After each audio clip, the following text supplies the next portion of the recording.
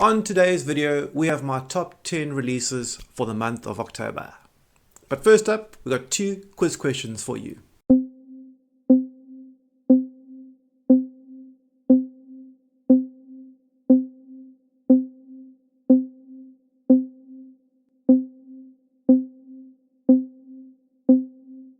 Did you get them? The first one is none other than Sherlock Holmes, and the second one is Aslan.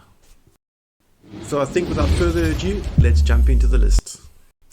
At number 10, we have Asylum Hotel. I know it says July 29th it was released, but here in South Africa, for some reason, we only get some of the books 3 months later on our shelves. But more about the book. So Juliet Blackwell, when a mysterious figure shows up in the photograph an architect takes of the derelict Seabrink Hotel, ghostly encounters and murder are unleashed. Looking at the fantastic fiction, a little bit strange, sort of riding out of her comfort zone. You'll see her previous books, The Paris Showroom, Off the Wild Coast of Brittany, and now jumping straight into a horror with Asylum Hotel. Initial reviews are quite good, so this might be one to add to your collection. At number 9, Evil in High Places by Rory Clements. This one is a historical thriller, again published in August, and we in South Africa only get it 2 or 3 months later. Initial reviews are quite good. The gripping and atmospheric new thriller from award-winning million-copy bestseller author Evil in High Places. How do you catch a killer who believes they're above justice? Looking at fantastic fiction again, you'll see this is a novel, and the previous one, Munich Wolf, did really well. So I'm quite excited to see this one on the shelves and how it does. And he has won awards 2018, the Historical Dagger for Nucleus, and Revenger in 2010. So yeah. Next on the list is none other than Nicholas Spark, but he's co-authoring this book with someone else. You look at the name Shyamalan. Who on earth is he? You know exactly who he is, and I'll tell you after the review. So only been released on the 14th of October, in a week's time from this video, and one-of-a-kind novel that grapples with supernatural mysteries of life and death and human connection. Remain. So more about the co-author Shyamalan. He's directed some belters of movies. You'll know him from Signs, from Split, from The Sixth Sense. So it's going to be an interesting dynamic to see how Nicholas Sparks pairs up with this Shyamalan. And yeah, initial reviews are in. It seems promising. Next on our list is none other than J.D. Robb, Framed in Death. This is number 61 the 61st book in the series. Talk about a series doing well. Going to Amazon, 9,000 reviews are already in, and 4.7 out of 5 stars. So book 61 of 62. Good, one left in the series.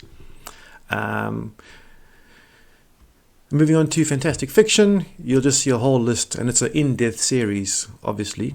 And you'll see that Framed in Death is number 61, Stolen in Death, and then Fury in Death released next year.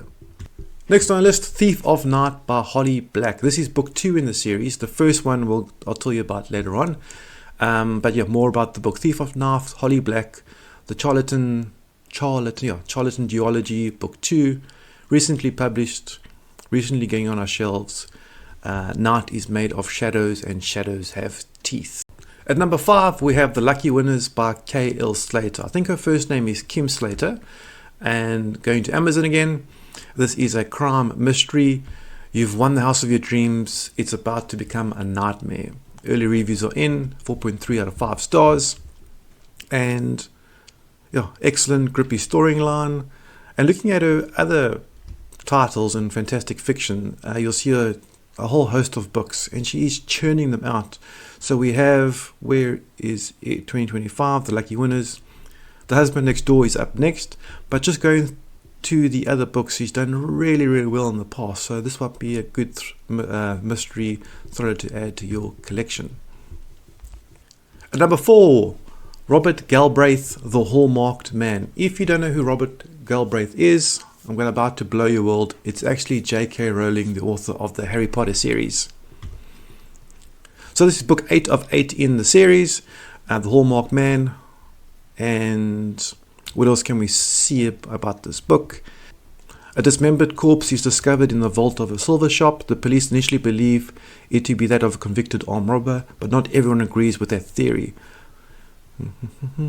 So it seems like a murder, suspense, mystery, and her previous titles have won her some awards as well. So Running Grave did well, and to knock it all off was The Cuckoo's Calling and The Silkworm did really, really well. And she's won some awards. I think she's trying to distance herself from Harry Potter, and she has been doing really well with her previous titles in the Cormoran Strike.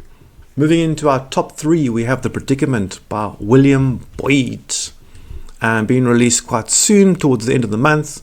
You can just pre-order it, but Boyd is one of my favorite authors, by Kate Atkinson. 1963, historical 20th century type of book. 1963, Guatemala, the country's in turmoil with presidential elections looming and a charismatic left-wing ex-priest and trade union leader predicted to win. It sounds, I know it sounds like, oh, this is not my vibe, but his previous book is doing really, really well, and you might want to look at William Boyd if you haven't read him before. Really reads top drawer stuff. And moving up to number 2, we have Philippa Gregory, historical fiction, Bolian Traitor, Sister, Liar, Witness, Spy. Again, coming out in a week's time. I think everyone's getting ready for that Christmas sort of buzz. The number 1 New York Times bestseller author and queen of royal fiction, USA Today, Philippa Gregory returns with a dazzling historical novel of ambition, betrayal, and survival in the court of Henry VIII. Yeah, that's right. Now, this doesn't follow on from the other series. This is just a strict novel by itself, standalone title, and yeah, it's been a while since she's done that. The last time she did a standalone title was Zelda's Cut 25 years ago in the year 2000. And then moving on for our top 1 of the month, Harlan Coben, Gone Before Goodbye, with none other than Reese Witherspoon. It's her first title that she's co-authored with a major author, so it's going to be interesting to see, and Coben hardly disappoints. Pre-order again on the 14th of October. I hope you got some money saved up, because the 14th of October, you got some belters being released on the shelves.